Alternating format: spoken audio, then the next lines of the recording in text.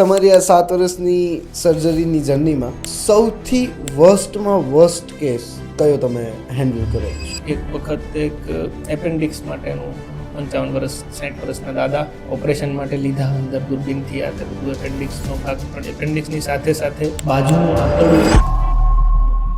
દરેક રોગોનું મૂળ આપણું પેટ છે, આપણી ડાયટ છે. રાજાની જેમ સવારે ખાવાનું, કોમન માણસની જેમ બપોરે ખાવાનું, અને સાવ ગરીબ માણસની જેમ રાત્રે ખાવાનું. એપેન્ડિક્સ એકચ્યુઅલીમાં છે શું? આપણી ગુજરાતી ભાષામાં એને આંત્રપુચ્છ કહેવાય. આંત્ર એટલે આંતરડું, એનું પુચ્છ એટલે નાનું પૂંછડા જેવો ભાગ, ઇંગ્લિશમાં એપેન્ડિક્સ કહેતા હોય, કે જેનું કદાચ કંઈક ફંક્શન હશે બોડીમાં, પણ અત્યારે એનું કોઈ ફંક્શન નથી. What is laparoscopy surgery? Laparo મતલબ પેટ, સ્કોપી મતલબ જોવું, કોઈ પણ પેટની અંદર જોઈ અને કરાતા ઓપરેશન એટલે લેપ્રોસ્કોપી. તો ચાલો જાણીએ આજે આ તમામ વાતો વિશે આજના આ પોડકાસ્ટમાં.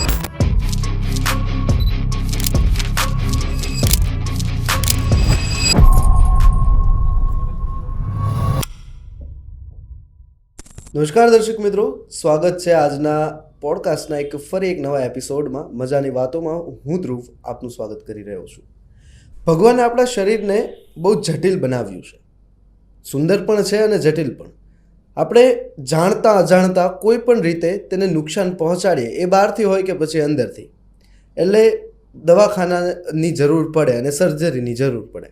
હવે આ સર્જરી કેવા પ્રકારની હોય, વોટ ઇઝ જનરલ સર્જરી, અને તેમાં કેવા કેવા ક્રિટિકલ કેસીસ આજ સુધીમાં જોવા મળી શકે એમ છે, તે બધી જ ચર્ચા કરવા આજે મારી સાથે જોડાયા છે સોલ હોસ્પિટલના જનરલ સર્જન ડૉક્ટર શાંતિ વાળા. નમસ્કાર, હું છું ધ્રુવ અને તમે જોઈ રહ્યા છો દિલથી ભાવનગરી અને મજાનો પોડકાસ્ટ. આજે આપણી સાથે ડૉક્ટર શાંતિ વાળા છે અને તેમની પાસેથી આપણે જાણીશું કે જનરલ સર્જરી એ શું છે અને તેમાં કેવા કેવા પ્રકારના સર્જરી ઇન્ક્લુડ થાય છે. Welcome to the podcast sir. સૌથી પહેલાં તમારાથી જ શરૂઆત કરીએ. કેટલા વર્ષથી આપ સર્જરી ફિલ્ડમાં કામ કરી રહ્યા છો? 7 વર્ષથી પહેલા કેસ સર્જરી કરી ત્યારથી માંડીને એવું ગણીએ તો 7 વર્ષથી સર્જરી ફિલ્ડમાં છે. જી સર, ભગવાને આપણું શરીર બહુ એક વ્યવસ્થિત એક રચનામાં બનાવેલું છે અને જ્યારે જાણતા અજાણતા કોઈ પણ રીતે આપણે જ્યારે શરીરને નુકસાન થાય એટલે સર્જરીની જરૂર પડે. મારે તમારી પાસેથી એ જાણવું છે કે સર્જરી કેટલા પ્રકારની હોઈ શકે છે, કેવી કેવી સર્જરી હોય છે. મતલબ કેવું હોય કે કોઈ પણ એક પર્ટિક્યુલર સર્જન તો હોય, બટ જનરલ સર્જન કે જનરલ સર્જરીનું પર્ટિક્યુલર કામ શું છે?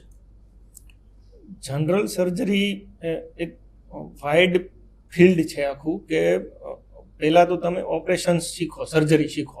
તો એવી રીતે જનરલ સર્જરી 12 પાસ પછી MBBSમાં એડમિશન હોય, MBBS પૂરું કર્યા પછી તમને MS MD કે જે પણ જનરલ સર્જરી તમે MS તરીકે પરસ્યુ કર્યું, તો જનરલ સર્જરી પૂરું કર્યા પછી એમાંથી ઘણી બધી બ્રાન્ચો નીકળે, કે તમારે મગજની ઓપરેશન માટે પેલું કરવું છે તો ન્યુરોસર્જન બનો, હૃદયના છાતીના ઓપરેશન કરવા છે તો કાર્ડિયોવાસ્ક્યુલર સર્જન બનો, ખાલી લીવરના અને સ્વાદુપિંડના અને એવા પેટને લગતા માત્ર ઓપરેશન કરવા છે તો તમે ગેસ્ટ્રો સર્જન બનો, કિડની ને પેશાબ ને પ્રોસ્ટેટને લગતા ઓપરેશન કરવા છે તો યુરોસર્જન બનો.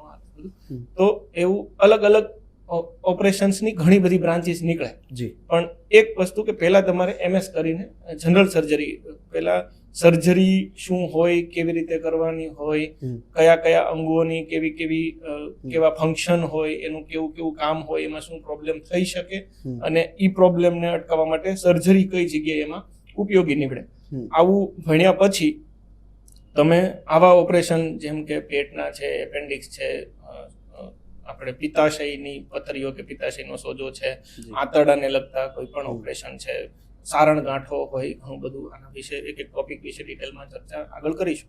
પણ આવા બધા રોગો છે, શરીરમાં કોઈ પણ પ્રકારની થતો ગાંઠો છે કે કેવી રીતે સુધાર, શરીરમાં કોઈ પણ પ્રકારની થતી ગાંઠ કે એમ કહી શકાય કે માથાથી લઈને પગ સુધીના કોઈ પણ માઇનરથી માંડીને મેજર સર્જરી જનરલ સર્જન કરી શકતા હોય. એનાથી કોઈ પર્ટિક્યુલર એક ફિલ્ડમાં એક સિસ્ટમ લઈને એમાં આગળ માસ્ટરી, એનાથી આગળ સુપર સ્પેશિયાલિટી જેને કહેવામાં આવે, તો એ આખી અલગ વસ્તુ થાય. આમાં જનરલ સર્જરીમાં મારો પર્ટિક્યુલર એરિયા કે જેમાં હું જનરલી ઓપરેશન કરતો હોઉં એ દૂરબીનથી થતી સર્જરીઓ, લેપ્રોસ્કોપિક સર્જરી જેને Okay, કહેવાય, પેટની okay. અંદર દૂરબીન ઉતારીને હોલ, ખાલી કી હોલ સર્જરી જેને કહેવાય, હા. કાણામાંથી ઓપરેશન કરવાનું. જી તો આવી બધા ઓપરેશન જનરલ સર્જન કરતા. જી હવે જે પ્રકારે તમે જે સર્જરીઝ બધી કીધી, બટ પર્ટિક્યુલરલી મારે સૌથી પહેલો સવાલ તમને એ જ પૂછવો છે, vote is laparoscopy surgery? Laparoscopic surgery એવું કહી શકાય કે લેપ્રોસ્કોપિક સર્જરીનું શોધ શું કામ થઈ? જી ઓપરેશન તો આદુકાળથી થતા જી આવે, જી જી જે આપણા ઋષિ મુનિઓ આ તે બધું, તો એ સમયથી પણ એવા તીક્ષ્ણ હથિયારોથી કોઈ પણ ઓપરેશન એટલે કટ કરીને કંઈ પણ હા. કરવું, વાઢકાપ કરવું. વાઢકાપ, આપણે Yes. શલ્ય ચિકિત્સા કે હા, શસ્ત્રક્રિયા જે yes, કંઈ કહીએ, yes. તો એમાં ઓપરેશન કરવાનો મતલબ કે ચામડીથી અંદર જઈને આપણે કંઈક કરીએ છીએ. શરીરના કોઈ પણ અંગમાં હોઈ શકે. તમે એમ સમજો તો વાળને પેલું કરવાની સર્જરીને પણ એને સર્જરી જ કહેવાય એક જાતની. આપણે હેર ટ્રાન્સપ્લાન્ટ કરાવીએ તો આપણે પણ બધું જેમાં કાપકૂટ આવે એને સર્જરી કહી શકાય. તો એ પેટના ઓપરેશનમાં પર્ટિક્યુલરલી ચેકો મૂકીને ઓપરેશન કરવામાં આવતું, કે એપેન્ડિક્સ અંદરથી કાઢવું છે તો પેટમાં આખો ચીરો મૂકીને અંદર ખોલવું પડે, એપેન્ડિક્સ ગોતવું પડે, એને ઓપરેશન કરીને કાઢવું પડે. સારણ ગાંઠ થઈ હોય તો એમાં જાળી મૂકવાની હોય, આ બધું તો ચેકો મૂકીને અંદરથી બધા એને લેયર ખોલીને એમાં જાળી મૂકવા માટેથી આ બધું કરવું પડે. તો એવો વિચાર આવ્યો કે આ ચેકો મૂકવો જરૂરી છે, તો પેટની અંદર એમનામ જઈને અંદરનું કામ ન કરી શકાય. તો એવા સાધનો વિકસાવવામાં આવ્યા કે જે લાંબા હોય 5 mm 5 મિલીમીટર એટલી સાઈઝના, આંગળીથી પણ નાના, એ પેટની અંદર જઈ અને તમે બહારથી બધું કામ કરી શકો, અંદર કામ થઈ જાય, બહાર આવી જાવ તો ચેકો મૂકવો જ ના પડે. આવી રીતે થતી ઓપરેશનને લેપ્રોસ્કોપિક સર્જરી કહેવાય, દૂરબીનથી. લેપ્રો મતલબ પેટ, ઓકે, સ્કોપી મતલબ જોવું, કોઈ પણ પેટની અંદર જોઈ અને કરાતા ઓપરેશન એટલે લેપ્રોસ્કોપિક સર્જરી. ઓકે, હવે આપણે શરૂઆતથી શરૂ કરીએ કે તમે કીધું કે જે પ્રમાણે આપણે જે પેટની જેટલી પણ જે છે, ખાસ કરીને તમે જે ઓપરેશન્સ કરતા હો છો, ક્યાંથી શરૂઆત થાય? આપણે શરૂથી શરૂ કરીએ, ઉપરથી લઈને નીચે સુધી, કે કયા લેવલ પર કઈ સર્જરી કરવામાં આવતી હોય છે? માથાના વાળથી લઈને પગના નખ સુધી બધે જ ઓપરેશન થતા હોય. ઉપરથી લઈએ તો અત્યારે કોસ્મેટિક સર્જરીમાં વાળ ખરી ગયા પછી વાળ રોપવા માટેનું હેર ટ્રાન્સપ્લાન્ટેશન હોય. માથાના ઉપરના જે ખોપરીની ઉપર જે આપણી ચામડી ચરબી છે એમાં અમુક ગાંઠો થતી હોય, એ કાઢવા માટેના ઓપરેશન હોય. મગજની અંદર ખોપરી ખોલીને ઘણી વખત મગજમાં હેમરેજ થાય, મગજની અંદર ગાંઠો થતી હોય, આ તે બધું, તો એના માટે થઈને ન્યુરોસર્જન એના ઓપરેશન કરતા હોય. કાનના ગળામાં ઘણા બધા પ્રકારના પ્રોબ્લેમ્સ હોય જેના માટેના ઓપરેશન થતા હોય. કાનની અંદરના પડદા માટેના, એની અંદરની ઝીણી ઝીણી હાડકીઓ હોય એના માટેના, સંભળાવવાની પ્રક્રિયા ક્યારેક કોઈકમાં હેમ્પર્ડ હોય, ન સાંભળી શકતા હોય, એ બધા માટે કોક્લિયર ઇમ્પ્લાન્ટ, આ તે બધું. નાકની છે, આંખને ઓપ્થેલ્મિક સર્જન છે, તો ડોળાથી માંડીને, પાપણોથી માંડીને, નેણથી આજુબાજુથી, ડોળાની અંદર, પાછળની નસોમાં ઘણા બધા પ્રકારના ઓપરેશન આવી રીતે જોતા જઈએ. મોઢાના હાડકા છે, બધા જડબાના હાડકા કહીએ, મોઢામાં દાંતના, જીભના, આ બધા ઓપરેશન થતા હોય. ગળામાં પર્ટિક્યુલરલી અહીંયા એક આપણી લાળ ગ્રંથિઓ હોય 3 જાતની, તો એમાં બહારની લાળ ગ્રંથિના જનરલી ઓપરેશન થતા હોય, કેરોટિડ ગ્લેન્ડ કહેવામાં આવે. ગળાની અંદર અમુક લસિકા ગાંઠો થતી હોય, ઘણી વખત નિદાન માટે, ટ્રીટમેન્ટ માટે, સારવાર માટે એને કાઢવાની કે એના નિદાન માટે એમાંથી કંઈક કટકી લેવાની જરૂર પડતી હોય, એના માટેના ઓપરેશન થતા હોય. ગળાના આગળના ભાગે ફૂડ પાઇપ, આપણી અન્નનળીની આગળ શ્વાસ નળી હોય, એના આગળ એક આપણને અહીંયા જે જેવું દેખાય ત્યાં નીચે થાઇરોઇડ ગ્લેન્ડ હોય, થાઇરોઇડ ગ્રંથિ જેને કહીએ આપણે, થાઇરોઇડનો રોગ થયો આ તે બધું. એમાં એની સાઇઝ ઘણી વખત વધતી હોય, એના લીધે એનું બોડી ઉપર ઘણું બધું ઘણી બધી રીતના ઇમ્બેલેન્સ કરી શકે થાઇરોઇડ હોર્મોન જે છે. ઘણી વખત એ ગ્રંથિ કાઢવાની જરૂર પડે તો એનું ઓપરેશન થતા હોય. એનાથી નીચે 2 હાંસડીના હાડકા હોય, એમાં ક્યારેક ભાંગતૂર થાય. ઘણી વખત આ બધા ઓપરેશન્સમાં એવું હોય કે ક્યારેક કોઈક વસ્તુ ઓપરેશન વગર પણ મટાડી શકાય, કે એમાં પ્રોઝ એન્ડ કોન્સ, કે ઓપરેશનની જરૂર કેટલી છે એ ટોપિકને બાદમાં રાખીએ તો હાંસડીના ઓપરેશન થતા હોય, પાંસળીઓના ઓપરેશન થતા હોય, ફેફસામાં ઓપરેશન થતા હોય, એની તપાસ માટેના ઓપરેશન, મોઢાથી માંડીને શ્વાસ નળીમાં અંદર દૂરબીન નાખીને એના ઓપરેશન થતા હોય. છાતીમાં ફેફસાની બહારના ભાગમાં દૂરબીન નાખીને એના ઓપરેશન થતા હોય, છાતી સ્તન ગ્રંથિના એમાં ગાંઠો, કેન્સર, તે એવા બધા ઓપરેશન થતા હોય. જેન્ટ્સમાં ઘણી વખત એમનેમ છાતીનો ઉભાર વધારે થતો હોય તો એના ગાયનેકોમેસ્ટિયા જેને અમારી ભાષામાં કહેતા એને એ સ્તન ગ્રંથિ કાઢવાના ઓપરેશન થતા હોય. એનાથી નીચે જઈએ તો પેટમાં તો બહુ બધા ઓપરેશન હોય છે અને અમારી સ્પેશિયાલિટી એ જ છે. લીવરને લગતા ઘણા બધા રોગો હોય, એની નીચે પિત્તાશય નામની થેલી હોય જેમાં પિત્ત ભેગું થતું હોય, એની અંદર પથરીઓ થતી હોય, એનો સોજો આવે, એના ઓપરેશન થતા હોય. એનાથી આગળ સ્વાદુપિંડ આવે, એના માટેના ઘણા ઓપરેશન થતા હોય, બરોળ માટેના ઓપરેશન. હોજરી આપણે મોઢામાંથી ખોરાક ગળ્યા પછી કોળિયો આખો અંદર ઉતાડીએ એટલે ફૂડ પાઇપમાં અન્નનળીમાં જાય, અન્નનળીમાંથી હોજરીમાં જાય. હોજરી અને અન્નનળીની વચ્ચે એક વાલ્વ હોય. ઘણી વખત એ વાલ્વ બહુ ટાઈટ થઈ જાય તો પણ ઓપરેશન કરવું પડતું હોય છે. ઘણી વખત બહુ લૂઝ થઈ જાય તો એ આખો હોજરીનો ભાગ છે એ આપણા છાતી અને પેટની વચ્ચે એક ઉરોદર પટલ હોય, જેને આપણે શ્વાસ લેવા માટેનો પડદો કહીએ, એમાંથી પાકોરામાંથી અંદર ઉતરતી હોય નળી. તો એ ઘણી વખત હોજરી આપણી છાતીમાં ચડી જાય. એના લીધે દર્દી જેવું સીધી પોઝિશનમાં સુવા માટેની કોશિશ કરે અને પર્ટિક્યુલરલી જેમાં પછી તરત તો એનું બધું હોજરીમાંથી એસિડ ને બધું જે ભેગું થયું છે એ બધું પાછું આવવા કરે છે. આપણો આખો ખોરાકનો માર્ગ છે એ વન વે છે. હા, મોઢેથી બધું અન્નનળીમાંથી, હોજરીમાંથી, નાના આંતરડામાંથી મોટા આંતરડામાં છેલ્લે મળ વાટે બધું બહાર નીકળી જાય. તો આ બધું ક્યારેય રિફ્લક્સ ન મારે, પાછું ન આવવું જોઈએ. એ પાછું આવે તો ધેર ઇઝ સમથિંગ પ્રોબ્લેમ, એમ કંઈક આપણા બોડીમાં પ્રોબ્લેમ છે. એ એકાદ વખત ક્યારેક કંઈક થઈ શકે, કંઈક ખાવા પીવામાં અડાવડું થયું, આ તે બધું આપણી તબિયત થોડે ઘણી. પણ એ જો રેગ્યુલરલી રહેતું હોય તો કંઈક પ્રોબ્લેમ છે અને ક્યારેક એને એડ્રેસ કરવું પડી શકે, ક્યારેક દવાઓથી મટાડી શકાય, ક્યારેક ઓપરેશનની જરૂર પડી શકે.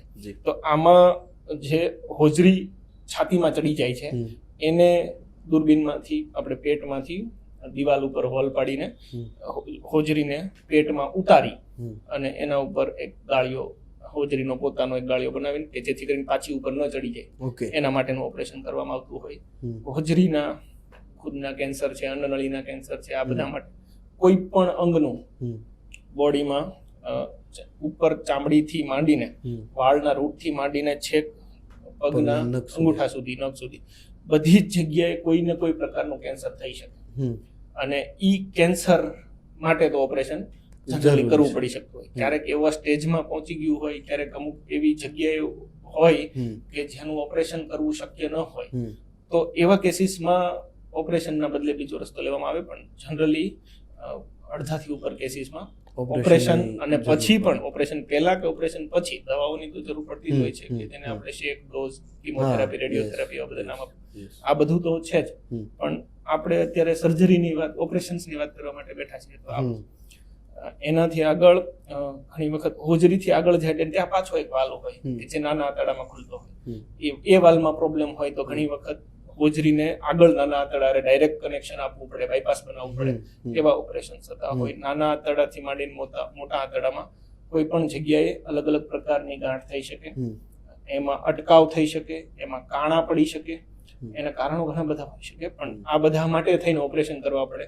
પેટ ખોલીને કાણું જે છે, જે જગ્યાનું એ સડીને પડ્યું છે કે કોઈ પણ રીતે તો કાણું રિપેર કરવાનું અથવા તો એ ખરાબ આંતરડાનો ભાગ કાપીને જોડવાનું. મોટા આંતરડાથી સુધીને ઘણી વખત એવું બને કે એ બધા ભાગ એટલા ખરાબ થઈ ગયા હોય કે એને જોડવા શક્ય ન હોય, તો ઘણી વખત પેટની દિવાલ ઉપરથી સંડાસ મળનો ભાગ આવે. એવા બધા થોડાક મોર્બિડ સર્જરી કહી શકાય તેને, કે જે દર્દીને કે સગાવાલાને જોવામાં ન ગમે, આ બધું એવા બધા નિર્ણયો પણ ઘણી વખત લેવા પડતા હોય. એનાથી આજુબાજુના આંતરડા સિવાયના અંગો, લીવરની વાત કરી આપણે, પિત્તાશયની વાત કરી, બરોળ હોય, બરોળ કાઢવાનું કે એવું બધું ઓપરેશન કરવું પડી શકે. ઘણી વખત આ બધા અંગોમાં ઈજા થવાના કારણે બ્લીડિંગ કંટ્રોલ કરવા અથવા તો આગળ બીજી કોઈ પ્રોબ્લેમ ન થાય એના માટે થઈને ઘણી વખત એ અંગોને કાઢી નાખવા પડે એવા ઓપરેશન. કિડનીના ઓપરેશન થતા હોય, કિડનીની નળીના, પેશાબની કોથળીના, પ્રોસ્ટેટ ગ્રંથિના, તે બધું આપણે મોટી ઉંમરના લોકોમાં જોતા હોય, પેશાબનો અટકાવ કરી શકે પ્રોસ્ટેટ ગ્રંથિ, એમાં કેન્સર થઈ શકે. આ બધું એના સિવાય નાનું આંતરડું અને મોટા આંતરડાના જંકશનની વાત છે, એપેન્ડિક્સ, આંત્રપુચ્છ, આંતરડાનું પૂંછડું, એ એપેન્ડિક્સના સોજાના કારણે ઘણી વખત એને કાઢવાનું, રિમૂવ કરવાનું ઓપરેશન કરવું પડી શકે. અને સંડાસના ભાગના ઓપરેશન્સ હોય, હરસ, મસા અથવા તો ભગંદર માટે. ઘણી વખત પાછળ પીઠના ભાગમાં અમુક ગાંઠો થતી હોય છે, ચરબીની ગાંઠો કે જે કંઈ હેર ફોલિકલ, વાળના રૂટની અંદર અમુક ગ્રંથિઓ આવેલી હોય. એક ગ્રંથિ હોય જે આપણા પરસેવા માટે પાણી જેવું દ્રવ્ય બનાવે, એક ગ્રંથિ હોય જે ચીકાશવાળું દ્રવ્ય બનાવે. આપણે એક બે દિવસ નાયા ના હોય એટલે ઠંડા વાતાવરણમાં રહેતા હોય છતાં પણ ચીકાશ અનુભવાય, તો ઈ વાળના રૂટમાંથી આવતું હોય. ઈ ઘણી વખત બ્લોક થઈ જાય તો લાંબા સમય ખીલ જેવી રીતે પ્રોસેસ હોય એવી રીતે એક પોટલી જેવો ભાગ અંદર બની જાય કે જેમાં બધું આવું ચીકણું મટીરિયલ ભરેલું હોય. એવી બધી ગાંઠો થતી હોય ઘણી વખત. એ મોટા ભાગે ટોર્સો, બોડીના પાછળના બેકના એરિયામાં અને એ ભાગમાં વધારે થતી. એ કાઢવાનું ઘણી વખત ઓપરેશન કરવું. ઘણી વખત એ પોટલી ક્રેક થઈ જાય, તૂટી જાય, તો એની આજુબાજુમાં ચેપ લાગી જાય, તો એને એ ભાગને ખરાબાનો આખો ભાગ કાઢવાનું, એવી રીતના ઓપરેશન કરવું પડે. સાવ કરોડરજ્જુના મણકાના નીચેના ભાગે ઘણી વખત બહુ હેરી પર્સન હોય જેને વાળ બોડી ઉપર વધારે હોય, કાંટા અને તીક્ષ્ણ વળી ગયેલા એવા, તો એ ચામડીની અંદરથી જે વાળનો ભાગ આવતો હોય એ ક્યારેક એ નીડલની જેમ વાળ આપણે ચામડીની અંદર ઘૂસી જાય અને એ ત્યાં આખું એક અલગ પ્રકારનું ગુમડું બનાવે, એમાંથી રસી થાય, ઇન્ફેક્શન થાય. પાયલોનિડલ સાઇનસ કહેતા હોય છે, એ સાવ પૂંઠના ભાગે થતો હોય, નીચે બેકમાં. તો એને કાઢવા માટેના ઓપરેશન કરવા પડતા હોય. ઘણી વખત રસી થઈ જાય તો ખાલી રસી નીકળી જાય એના માટે થઈને ચેપો મૂકીને ઓપરેશન કરવા પડતા હોય. કુલાના ભાગે ઘણી વખત નિકમના ભાગે ઇન્જેક્શન્સ મારતા હોય આપણે દુખાવા માટેના કે જે પણ કંઈ, તો એ ઇન્જેક્શન મારવાની જગ્યાએ ઘણી વખત રસી થતા હોય, તો એના માટેના ઓપરેશન કરવા પડતા હોય.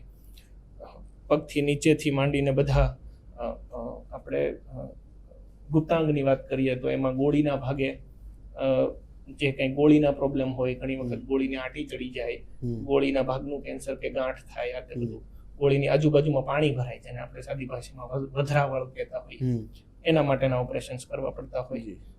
આગળ લિંગના આગળના ભાગની ચામડી ઉપર એ ચામડી આખી ટાઈટ થઈ જાય અને ઉપર ન ચડી શકતી હોય, તો એના માટે થઈને સુન્નતનું ઓપરેશન કરવું પડતું હોય.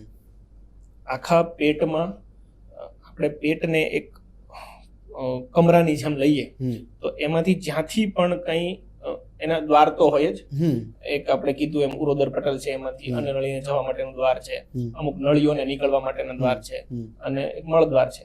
તો આના સિવાય આ નેચરલ પેસેજની સિવાય એ નેચરલ પેસેજમાં પણ જો એ જે વાલ જ્યાં હોવો જોઈએ એની જગ્યાથી ઉપર આવે અથવા તો સંડાસના ભાગે નીચે નીકળે તો પણ એક પ્રોબ્લેમ છે. એના સિવાય કોઈ પણ જગ્યાએથી જો પેટની અંદર રહેલું એનું કન્ટેન્ટ જે એની અંદરના અંગો છે એ ક્યાંકથી બહાર નીકળવાની કોશિશ કરે, બહાર નીકળી જાય, એક બાકોરું બને, ગેપ બને, તો એને કહેવામાં આવે સારણગાંઠ.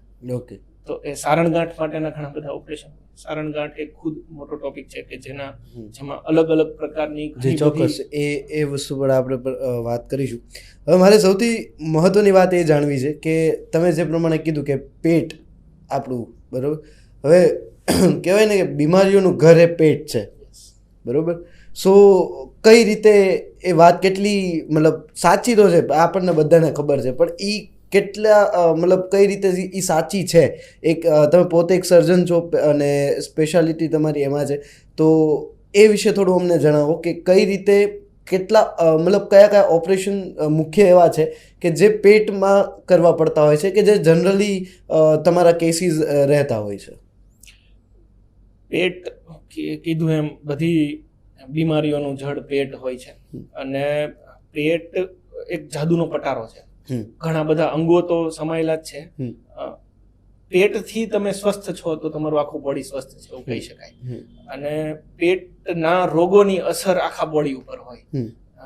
સામાન્ય રીતે આપણે ઉઠીએ ત્યારથી એકવાર આપણું પેટ સાફ ન થાય ત્યારથી માંડીને પ્રોબ્લેમ શરૂ થાય કે જે પાચનથી માંડીને આ તે એસિડિટી આ તે ઘણું બધું એવા હોય કે આપણને રોજિંદા જીવનમાં ઘણી બધી રીતે હેરાન કરી શકે. પણ મને એઝ એક સર્જન તરીકે જે મારે કન્સલ્ટ કરવાના હોય એવા કેસીસ લઈએ તો હોજરીના રોગો છે, એસિડિટી છે કે એસિડ પાછું આવવું કે પિત્તનો પ્રોબ્લેમ થવા કે જેના લીધે આપણે પિત્તાશયની અંદર પથરીઓ થાય, એ પથરીઓ ઘણી વખત પિત્તની નળીમાં ઉતરે, પિત્તની નળીમાં એ મેઇન નળી હોય કે જેમાંથી લીવર જે દિવસનું 1 લીટર જેટલું પિત્ત બનાવતું હોય એ નળી મારફતે આંતરડામાં ભળવાનું. આપણે ખોરાક ખાઈએ અને મળ બનીને નિકાલ થાય ત્યાં સુધીમાં અમુક પાચક રસો હોય કે જે બધું પાચન કરવામાં મદદ કરે. મોઢામાં આપણે કોળિયો ચાવીએ એટલે એમાં લાળ ભળે, એમાંથી અન્ન નળીમાંથી કોળિયો ઉતારીએ, હોજરીમાં પહોંચે, એમાં હોજરીનું એસિડ ભળે, ત્યાંથી એ બધું એસિડમાં અંદર વલોવાયેલો એ બધો ખોરાક આગળ જાય, ધીમે ધીમે નાના આંતરડામાં પહોંચે એટલે જ્યાં લીવર અને સ્વાદુપિંડ, એ બંનેના લીવરમાંથી પિત્ત અને સ્વાદુપિંડનો સ્વાદુરસ, આ બંને રસો ભેગા મળીને આંતરડામાં ત્યારે છેલ્લા એ રસો ભળે. આ બધા અલગ અલગ જગ્યાએ ભળેલા રસો છે કે જે આપણો ખોરાક પચાવે છે, અને એમાંથી બાકીનો એ પચી ગયેલા ખોરાકમાંથી પછી આપણા આંતરડાની દિવાલ જે છે એમાં અમુક એના એવા કોષો હોય કે જે બધું ન્યુટ્રિશન, જે જરૂરી વસ્તુઓ છે જે આપણે ગણ કરે એવી આપણે એ બધી વસ્તુઓ જે જરૂરી શક્તિ માટે, વિટામિન્સ, મિનરલ્સ, એ બધું પાણી, વોટર કન્ટેન્ટ એ બધું આંતરડા શોષી લે, અને પછી જે બિનજરૂરી કે નિકાલવાળી વસ્તુ છે એ બધું મળવાટે બહાર નીકળી જતું. તો આપણના શરીરને એનર્જી ક્યાંથી મળે? તો એ બધું, આ બધા માટે પેટ જરૂરી છે. કોઈ પણ રોગમાં ક્યાંક ને ક્યાંક પેટ ઇન્વોલ્વ હોય જ. તો આનાથી માંડીએ તો એ એસિડ વાળો ભાગ પાછો પડતો હોય તો ત્યારથી એસિડિટીના પ્રોબ્લેમથી માંડીને રિફ્લક્સ, જેને કહીએ અમે GERD, ગેસ્ટ્રોઇસોફેજિયલ રિફ્લક્સ ડિઝીઝ, એમાં હોજરીમાંથી એસિડ આપણું અન્નનળીમાં પાછું આવે, એવા પ્રોબ્લેમથી એડ્રેસ કરવાની શરૂઆત થાય કે એને એ વાલ્વને રિપેર કરવો પડે, હોજરીમાંથી એ એસિડ વાળો ખોરાક આગળ ન જઈ શકતો હોય. એવા ઘણા બધા કેસીસ હોય કે જેમાં કોઈ ભૂલથી કે કોઈ પણ રીતે કંઈક એસિડ જેવું ખરાબ વસ્તુ પી લીધી છે કે જેના લીધે હોજરી આખી સોજી ગઈ છે, તો એ વાલ્વને ડેમેજ કરી નાખે, તો એમાંથી ન વળતું હોય તો એને ડાયવર્ઝન આપવા માટેના ઓપરેશન કરવા પડતા હોય. પિત્તાશયની વાત થઈ ગઈ, એનાથી આગળ સ્વાદુપિંડની નળી માટેના તે બધા એમાં બ્લોકેજ હોય તો પાચનમાં એમાં પ્રોબ્લેમ પડે, સ્વાદુપિંડમાં ગાંઠો, બધું એવું બધું થઈ શકે. એનાથી આગળ ઘણી વખત ટીબીના ને એવા દર્દી હોય કે જેમાં આંતરડાનો ટીબી થઈ શકે. ટીબી પણ કેન્સરની જેમ આખા બોડીમાં ગમે ત્યાં થઈ શકે. તો આંતરડામાં મોસ્ટ કોમન ટીબી હોય ફેફસાનો, પણ આંતરડામાં કેવી જગ્યાએ ટીબીની અસર થઈ છે તો એ આપણા ફૂડ, આખી આંતરડાની જે પાઇપલાઇન છે એને ઘણી અમુક જગ્યાએથી નેરો કરી દે, સાંકડી, એટલે ત્યાંથી ખોરાક પછી આગળ ન જઈ શકે. તો આવા કેસીસમાં એ સાંકડા ભાગને ખોલવા માટેના ઘણી વખત ઓપરેશન કરવા પડતા હોય. તો પેટમાં ઘણા બધા એવા અંગો છે, લીવર, હોજરી, બરોળ, કિડની, લેડીઝ હોય તો ગર્ભાશય, અંડપિંડ, આ તે ઘણું બધું એવું બધું છે કે જેના માટેના ઓપરેશન અલગ અલગ રીતે અલગ અલગ સ્પેશિયાલિટી વાળા સર્જન્સ કરતા. જી, તમે વાત કરી એપેન્ડિક્સ, બરાબર. એપેન્ડિક્સ એકચ્યુઅલીમાં છે શું, અને જે રીતે એપેન્ડિક્સનું ઓપરેશન હોય, એટલે કે આપણે જ્યારે પહેલાં વાત થયેલી ત્યારે તમે મને બહુ સરસ વસ્તુ કીધી, એ શરીરને નુકસાન નથી કરતું અને ફાયદોય નથી પહોંચાડતું, પણ એ લાંબા સમય પછી એ નુકસાન કરવાની શરૂઆત કરે તો એને કાઢવું જરૂરી છે. સો એપેન્ડિક્સ છે શું, અને એનું ઓપરેશન અત્યારે પહેલાં કઈ રીતે થતું અને અત્યારે કઈ રીતે થાય છે? એપેન્ડિક્સ એક અંગ્રેજી વર્ડ છે જે બીજી ભાષામાંથી લેવામાં આવ્યો, એડોપ્ટ કરવામાં આવેલો છે. આપણી ગુજરાતી ભાષામાં એને આંત્રપુચ્છ કહેવાય. આંત્ર એટલે આંતરડું, એનું પુચ્છ એટલે એના ભાગે એક નાનો પૂંછડા જેવો ભાગ છે ને ઇંગ્લિશમાં એપેન્ડિક્સ કહેતા હોય. તો આંત્રપુચ્છનું અત્યારે હાલમાં આપણું જે પેલા ડાર્વિનના પેલા પ્રમાણે આપણે આખા 4 પગમાંથી આપણે પૂર્વજો આપણા વાનર કહીએ તો એ 4 પગમાંથી આપણું પોઝિશન ઊભી થઈ ધીમે ધીમે આ તે બધું. તો હવે એને એક રૂડિમેન્ટરી ઓર્ગન કહેવામાં આવે કે જેનું કદાચ ભૂતકાળમાં ક્યારેક ને ક્યારેક હજારો લાખો વર્ષો પહેલા, ક્યારેક કરોડો વર્ષ પહેલા એનું કંઈક ફંક્શન હશે બોડીમાં, પણ અત્યારે એનું કોઈ ફંક્શન નથી. અમુક ટેક્સ્ટ બુક એવું કહે કે એનું લિમ્ફેટિક, જે કંઈ આપણી રોગ પ્રતિકારક શક્તિ છે એના માટે થોડું ઘણું કામ એ કરી શકે, પણ બાકી એ બીજા બધા અંગો કેમ હોય, મગજ પોતાનું કામ કરે, હૃદય પોતાનું કામ કરે, આંતરડા પોતાનું કામ કરે, લીવરનું કામ અલગ હોય. તો એવી રીતે એપેન્ડિક્સનું કોઈ બોડીમાં ફંક્શન નથી, કામ નથી કે જે આપણને મદદ કરે રૂટીન લાઈફ જીવવામાં. તો એપેન્ડિક્સનું ઓપરેશન જનરલી ન કરવામાં આવે. હમ. એપેન્ડિક્સ આપણા બધામાં હોય એવું ન હોય. ક્યારેક દર્દીને સવાલ થતો મને એપેન્ડિક્સ થયું, હમ. એપેન્ડિક્સ થાય નહીં. હમ. એપેન્ડિક્સ આપણામાં હોય જ, આપણું એક અંગ છે, આપણા શરીરનો હિસ્સો છે, ઓકે. જેના ઉપર સોજો આવે હા. અને એ સોજો એના અમુક ક્રાઇટેરિયા હોય કે આવી રીતના સોજો છે, એના હમ. અમુક અમારે જોવાનું હોય કે અમુક રિપોર્ટ્સ કેવા છે, હા. દુખાવો કેવો છે, તપાસમાં કેવું જણાય છે, હમ. આ તે બધું. હમ. તો આ બધાના આધારે ઘણી વખત દવાઓથી અથવા તો હમ. મોટા ભાગે અમે જનરલ સર્જન તરીકે સૌથી મોસ્ટ કોમન ઓપરેશન કરતા હોઈએ તો એ છે દૂરબીનથી થતું એપેન્ડિક્સ કાઢવાનું ઓપરેશન. ઓકે. તો આવી રીતના સોજો આવે અને એના માટે ઓપરેશનની જરૂર હોય હમ. ત્યારે એપેન્ડિક્સને કાઢવાની જરૂર બની જાય. હમ. આના માટે એવું એટલા માટે સમજાવતા હોય કે બીજું કોઈક અંગ છે કે જેમાં કંઈક કેન્સર થયું કે કંઈક એવું થયું જેના માટે થઈને એનું ફંક્શન ખરાબ થઈ ગયું કે બોડીને કંઈક નુકસાન પહોંચાડી શકે છે, એવું અંગ કાઢવાની વાત આવે હમ. તો આપણને સ્વાભાવિક રીતે એવું થાય કે હમ. આ અંગ કાઢવાનું કીધું ડોક્ટર સાહેબે કે આ ઓપરેશન કરવાનું કીધું તો મારે કરાવવું કેટલું જરૂરી છે. આ હમ. એપેન્ડિક્સ માટે જનરલી આટલું બધું વિચારવું પડતું નથી, નથી. કેમ કે આપણે શરીરમાં 2 કિડની હોય છતાં પણ એક કિડની કાઢવાનું સલાહ આપવામાં આવી હમ. કે આ બાજુની કિડનીમાં આવો પ્રોબ્લેમ છે, હમ. એમાં કેન્સરની ગાંઠ છે કે લાંબા સમયના લીધે એમાં બહુ મોટી પથરીઓ લેવાના લીધે કિડનીએ પોતાનું કામ કરવાનું છોડી દીધું છે અને એ ક્રાઇટેરિયામાં બેસે છે કે કિડની કાઢી નાખવી પડે. તો સ્વાભાવિકપણે આપણને થોડુંક થાય કે કિડની કાઢી નાખવી પડશે. પણ એપેન્ડિક્સનું આવું ઓર્ગન છે કે જેમાં એનું કામ એટલું બધું શરીરને કાઢી નાખ્યા પછી શરીરને 1% ફરક નથી પડતો. તો એ ડિસિઝન ડોક્ટર સર્જન તરીકે અથવા તો પેશન્ટ ઇઝીલી લઈ શકે. જી.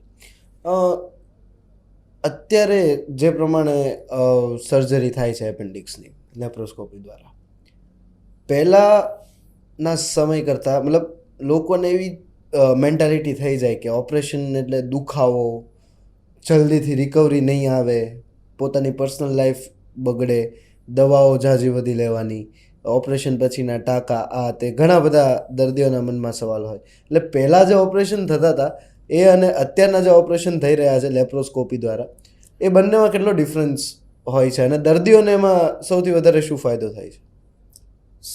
સમયાંતરે જેમ જેમ ટેકનોલોજી વધતી જાય, જેમ જેમ બીજા ફિલ્ડમાં ઇનોવેશન આવતા જાય, એમ મેડિકલ ફિલ્ડમાં પણ ઇનોવેશન આવવાના. પહેલા ચેકો મૂકીને ઓપરેશન થતા, તો એના પછી હવે લેપ્રોસ્કોપિક સર્જરી આવી કે જેમાં ખાલી દૂરબીનની આપણે પેટની દિવાલ ઉપર દૂરબીનથી હોલ પાડી અને એમાં એના અમુક લાંબા સાધનો હોય પતલા કે જેનાથી આપણે અંદરથી ઓપરેશન કરીને એપેન્ડિક્સને એમાંથી જ કાઢી શકીએ અને ઓપરેશન પછી બહુ ઓછા સમયમાં દર્દી પોતાના રૂટીન કાર્ય ઉપર જઈ શકે. બ્લીડિંગ કે એવું બધું કંઈ કાપો મૂકવાનો જ નથી તો બ્લીડિંગના બહુ ચાન્સીસ ઓછા રહે. એવું નથી કે બ્લીડિંગ ન જ થાય, પણ આ બધું કમ્પેરેટિવલી ઓછું કરી શકાય. પેઇન, બ્લીડિંગ, હોસ્પિટલમાં રહેવાનો સમય, આપણા રૂટીન લાઈફથી એમાંથી શિફ્ટ થવાનો સમય, આ તે બધું. તો આ બધું જેમ જેમ સર્જરીના ફિલ્ડમાં કંઈક ને કંઈક નવા ઇનોવેશન આવતા જાય એમ એમ દર્દીને ઓપરેશન દરમિયાનના કે ઓપરેશન પછીના સમયગાળામાં જે તકલીફો ભોગવવી પડતી હોય એમાં થોડું કંઈ પણ રીતે કંઈક ને કંઈક બેનિફિટ મળતો હોય છે. તો જ એને નવી શોધ થઈ કહેવાય ને કંઈક આ રીતે.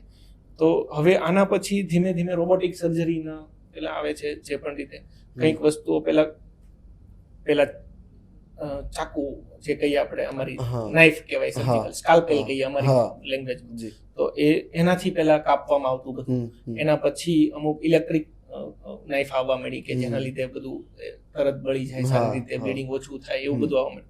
એના પછી અમુક લેસરની શોધ થઈ કે જેના હજી બધું એક્સપેરિમેન્ટલ છે, પણ એનાથી પણ બધું અમુક ઓપરેશન એવી રીતે કરી શકાય કે જેમાં બ્લીડિંગ સાવ 0 અથવા તો નહિવત પ્રમાણમાં થાય.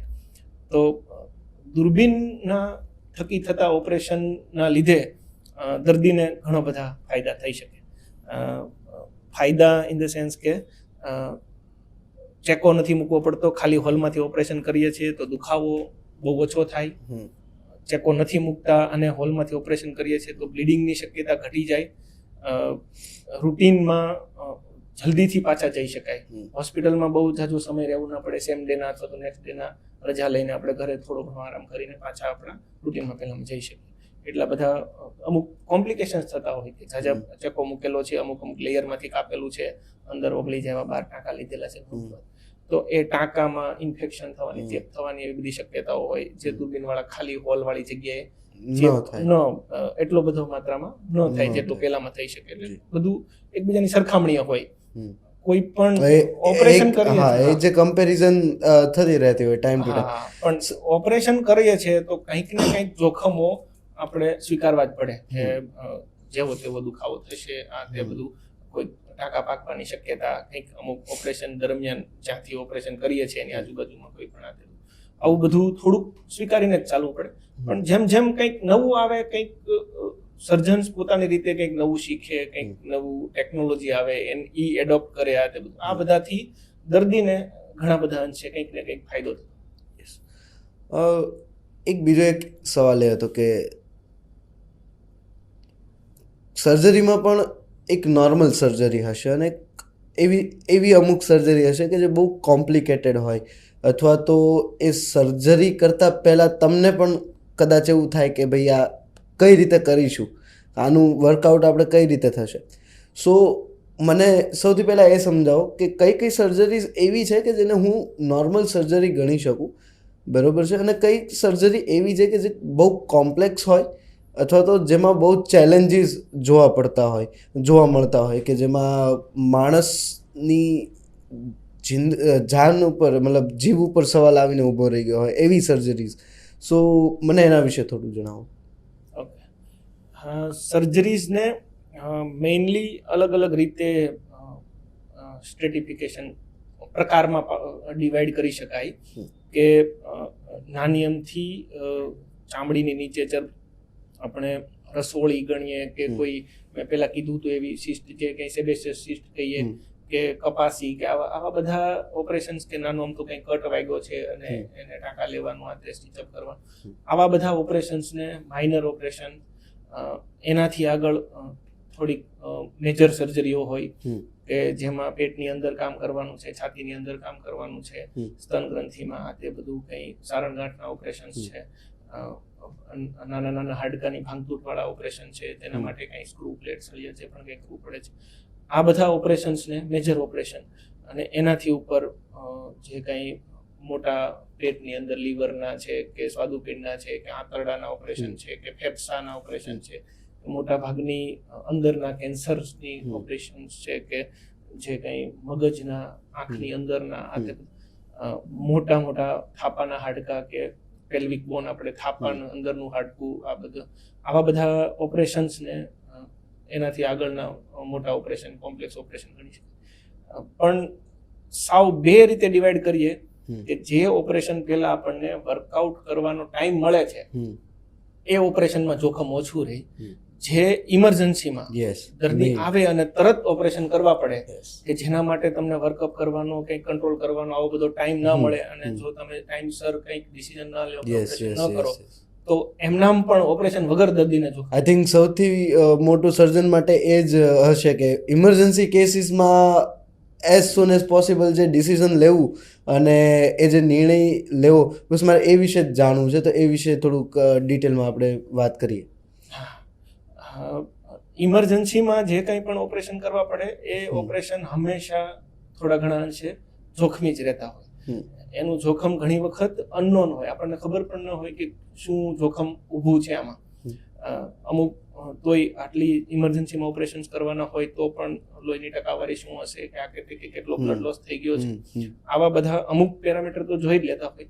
છતાં પણ ક્યારેક એવું બને કે દર્દીના ઓલરેડી કયા કયા રોગો છે, એમને કેટલું મેદસ્વીપણું છે કે નહીં, ડાયાબિટીસ છે કે નહીં, હાઇપરટેન્શન, બીપી, બ્લડ પ્રેશરની બીમારી છે કે નહીં, બીજી કોઈ મગજ લીવરની કોઈ બીમારી છે, કિડનીની કોઈ બીમારી છે કે નહીં, ફેફસાની કોઈ બીમારી છે કે નહીં, દર્દીને કેવા પ્રકારનું બેભાન કરવું પડશે, આખું બેભાન બેહોશ કરીને ઓપરેશન કરવાનું છે કે કમરમાં ઇન્જેક્શન મારીને નીચેના ઓપરેશન રાખે, તો અને કેટલી ઇમરજન્સી ઊભી થઈ છે કે કેટલી ડાયરેક્ટ દર્દીને એવું બને કે અમે જોઈએ અને ડાયરેક્ટ કોઈ પણ કપડાં બપડા કોઈ જાતનું કાંઈ ચેન્જ કર્યા વગર ઘણી વખત સીધું ઓપરેશન થિયેટરમાં જવું પડે. એવા સંજોગોમાં સૌથી વધારે જોખમ હોય કે એમાં ઓપરેશનમાં મોડું થાય, થોડુંક આ તે બધું કંઈ બ્લીડિંગ વધારે પડતું વહી જાય.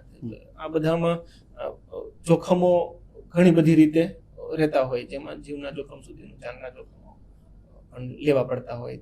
રિલેટિવ્સ જે કંઈ જોડે છે એમના પાસેથી એવા કન્સેન્ટ પણ લેવા પડતા હોય કે અત્યારે આવું છે. અને એ સમયે કદાચ રિલેટિવને કે એમની સાથે જે પણ વ્યક્તિ ત્યાં હાજર છે એમને સમજાવવા બી એટલા જ અઘરા પડી જતા હોય એઝ અ ડોક્ટર. અને ટાઈમ પણ હા, અને એક માણસ તરીકે આપણે એમના ઇમોશન સમજી શકતા હોય, પણ એઝ અ ડોક્ટર આપણે જે ડિસિઝન લેવું પડે, એ જે રિલેટિવને વાત કરવી પડે, એ તો ફરજિયાત છે. એટલે એ બી એક બહુ અઘરી વસ્તુ છે, એની ઉપર આપણે આગળ ચર્ચા કરીએ. એટલે આપણે એ જ વાત કરવી છે કે હવે પેશન્ટના રિલેટિવ્સ જે હોય એમને સમજાવવા બહુ અઘરા છે કે ભાઈ આવી ઇમરજન્સી કેસીસમાં તો હોય. પહેલાં આપણે એ વાત કરીએ કે ઇમરજન્સી કેસીસમાં આપણે પેશન્ટને સમજાવવું, અને જે રૂટીન ઓપરેશનવાળો હોય ને, મારી જેવો દર્દી હોય ને એટલે પૂછે જ તે, સાહેબ આવું તો નહીં થાય ને, સાહેબ આ વસ્તુની તકલીફ નહીં પડે ને, સર કેટલું ખોટું કરશો, સર દુખાવો કેવો. હા, તો એવા કયા સવાલ હોય છે કે તમને પણ એવું આમ વિચારીને થઈ જાય કે દર્દીઓના મનમાં પણ આવા સવાલો ઊભા થઈ શકે? ડેઈલી બેસિસ ઉપર કંઈક ને કંઈક નવા સવાલ અમને પણ ક્યારેક સાવ નવી રીતના આવે કે આવો તો અત્યાર સુધી કોઈ નથી આવું નથી પૂછ્યું. યસ. પણ ઇલેક્ટિવ કેસીસમાં ઓપીડી બેસિસ ઉપર ઘણું બધું એક્સપ્લેન કરવા માટે અમે ઘણો બધો ટાઈમ આપતા હોઈએ. દર્દી કંઈક તકલીફ લઈને આવે તો એને પહેલા ઘણી બધી તપાસોમાંથી આગળ વધવું પડે કે કંઈક એક્સરે છે, સોનોગ્રાફી છે, અમુક બ્લડ રિપોર્ટ છે, યુરિનના રિપોર્ટ છે, કંઈક રસીના રિપોર્ટ છે, ઘણા બધા. આ બધા રિપોર્ટ્સના અંતે કંઈક ઓપરેશન કરવાની જરૂર છે તો એનું એક્સપ્લેનેશન, ઓપરેશનની કેટલી જરૂર છે, કરાવવું કેટલું ફરજિયાતપણે છે, ઓપ્શન્સ શું છે આના ઓપરેશન સિવાયના, ઓપરેશન કરીએ તો કેટલો ફાયદો થાય, ઓપરેશન ન કરવાના લીધે નુકસાન શું થઈ શકે, કેટલા ધીમે ધીમે થઈ શકે, અને શું રેડ ફ્લેગ હોઈ શકે કે એ સમયે તો ઓપરેશનનું ફરજિયાત પણ ઊભું થઈ જાય. તો આવા બધા માટે કાઉન્સેલિંગ માટે ઘણો બધો ટાઈમ હોય, જે કન્સલ્ટેશન ડ્યુરિંગ અમે ઓપીડી પેશન્ટ તરીકે એમને ઘણું બધું એક્સપ્લેન કરી શકીએ, અને ઓપરેશનના નિર્ણય માટે કંઈક એમને મૂંઝવણ હોય તો સમજાવી શકીએ. એટલે એમાં એક જે છે થોડો ટાઈમ બેરિયર આપણને મળી શકે. હા, એના એ સિનારીઓ કરતાં ઇમરજન્સીમાં બધું કમ્પ્લીટલી ઊંધું થઈ જાય કે રિપોર્ટ્સ કરવા માટેનો ટાઈમ પણ ઓછો પડે છે. દર્દી ઘણી વખત એવી કન્ડિશનમાં હોય કે જે પોતે નિર્ણય પણ ન લઈ શકે, ભાનમાં ન હોય, આ તે બધું બ્લડ લોસ એટલો બધો હોય, શોકમાં હોય, અને જેનો નિર્ણય બીજાને લેવાનો છે એમના માટે પણ એ થોડુંક કઠિન હોય. અને એમને સમજાવીને એ રીતે આગળ વધવું એક સર્જન તરીકે એ ત્યારે પણ એ નિર્ણય ટાઈમ માટે પણ ઘણી વખત ખર્ચાળ વસ્તુ થઈ રહેતી હોય. એ ઇકોનોમિક બાબત પણ જે વ્યક્તિ ત્યારે હાજર છે એને એ ઓપરેશનનું ફાઇનાન્સ એ સમયે ચોખ્ખું ઘણું અઘરું પડી જતું હોય. તો અને એવા સમયે ઇમરજન્સીમાં શું પેલું કરવું, પણ ઘણી વખત અમે સ્ટ્રેટ ફોરવર્ડ જ કહેતા હોય કે ઓપરેશનની જરૂર તો છે જ, અહીંયા નહીં તો બીજે પણ છે, પણ તે તો ફટાફટ નિર્ણય કરે ખાલી અને ઓપરેશન કરાવે કે જે, અને જે પ્રકારની સારવારની જરૂર છે ફટાફટ કંઈક બ્લડ બેગના એરેન્જમેન્ટ કરવા પડે, લોહીના બાટલા જે છે તે, બીજા બધા તો જે કંઈ સારવાર શરૂ હોય તો તરત જેવું એમ્બ્યુલન્સમાંથી પેશન્ટ નીચે ઉતરે એટલે તરત એમનું જે કંઈ સોય નાખવાની છે, આ તે બધું કંઈક શ્વાસની જે કંઈ તકલીફ છે, આ તે બધું જ બ્લીડિંગ કંટ્રોલ કરવા માટે ત્યાં ટેમ્પરરી શું કરી શકાય છે, આ બધા જેવું કંઈક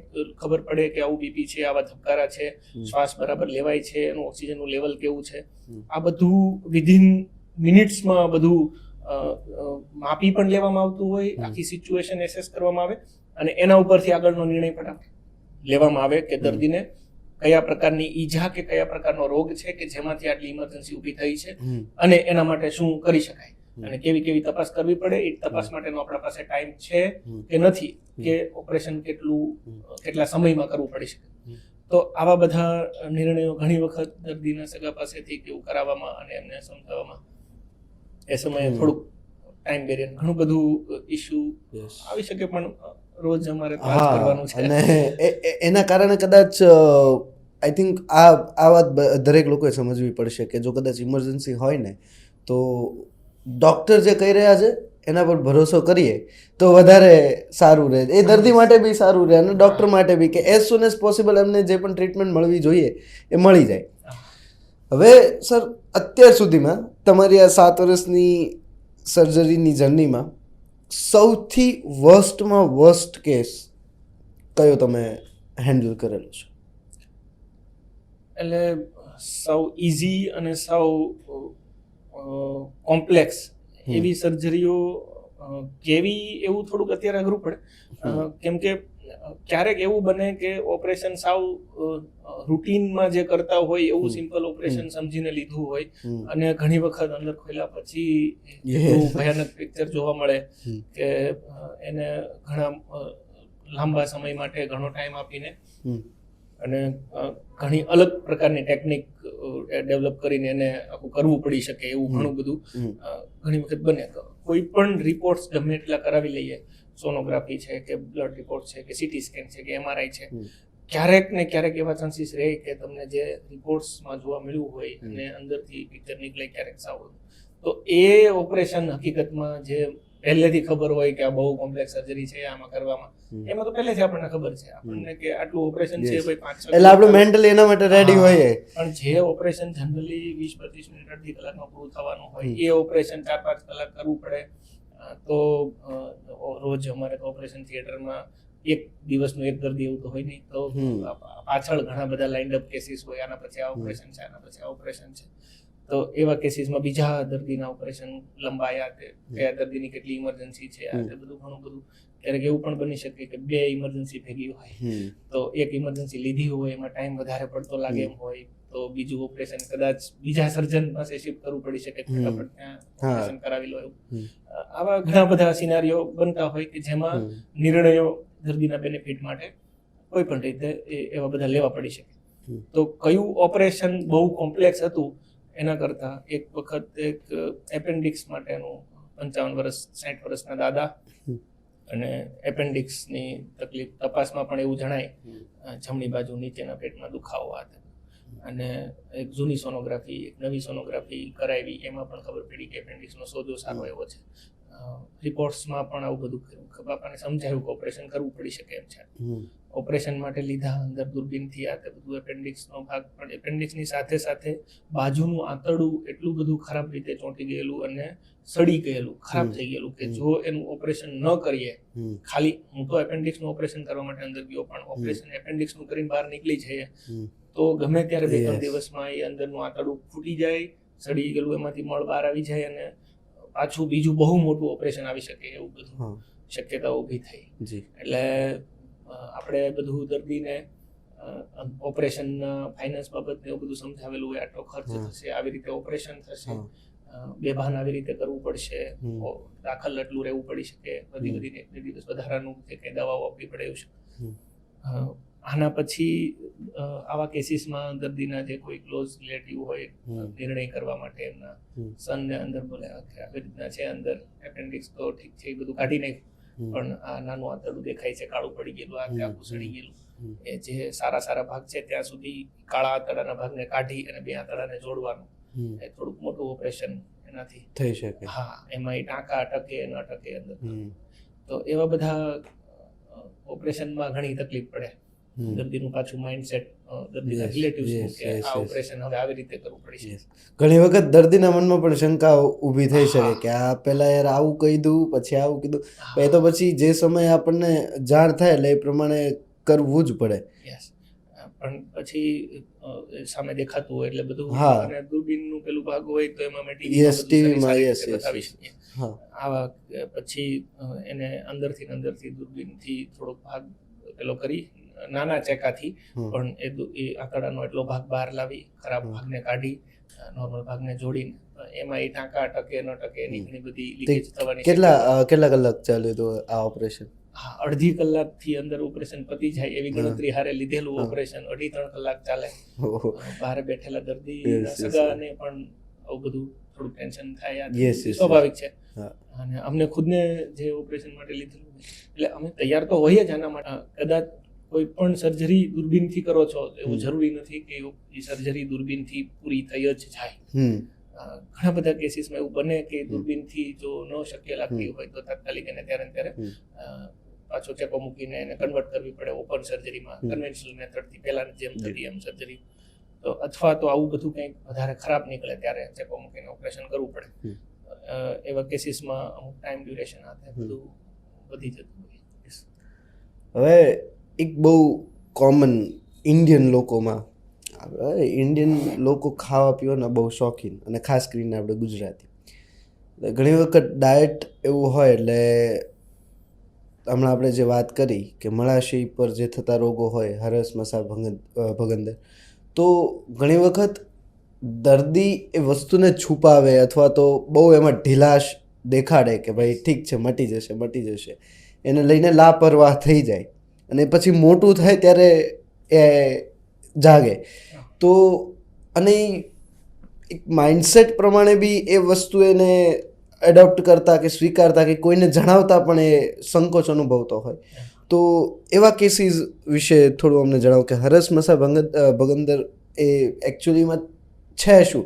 આપણને એ ખબર છે કે ક્યાં થાય છે, કઈ રીતે, પણ એક થાય છે શું કામ, બરોબર છે, એની પાછળ ડાયટનું કેટલું મહત્ત્વ છે, અને આવા જે દર્દીઓ છે કે જે ઓલરેડી પીડાઈ રહ્યા છે, તો એમને તમે શું કહેવા માંગશો કે જે સંકોચ કરી રહ્યા છે ડૉક્ટરને જણાવતા કે પોતાના રિલેટિવને જણાવતા?